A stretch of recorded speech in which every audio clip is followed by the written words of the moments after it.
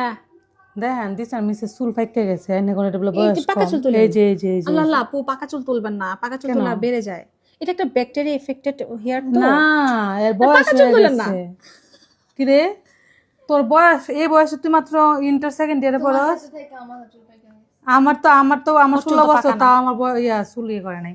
আচ্ছা আপু ওর চুলে যেটা করবেন এটা টোটাল কত টাকা খরচ হবে? আমরা ওর চুলে ন্যানোপ্লাস্টি এটা করতে চাচ্ছি। এই ন্যানোপ্লাস্টিটা হারে এই কতটুকু? হেয়ারে আমরা 20 এর মতো রাখি। আচ্ছা শোন এইটা করতে 20,000 টাকা লাগবে। তো তোর 2 মাসের স্যালারি আমি কেটে রাখবো।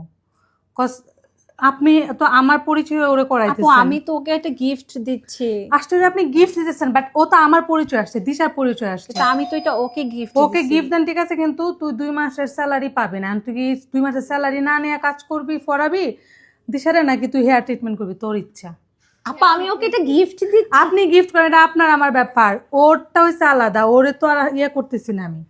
ওকে আমার পরিচয় 20,000 টাকা সার্ভিস পাচ্ছে, দ্যাটস ওয়াই ও 2 মাসের স্যালারি নেবে না।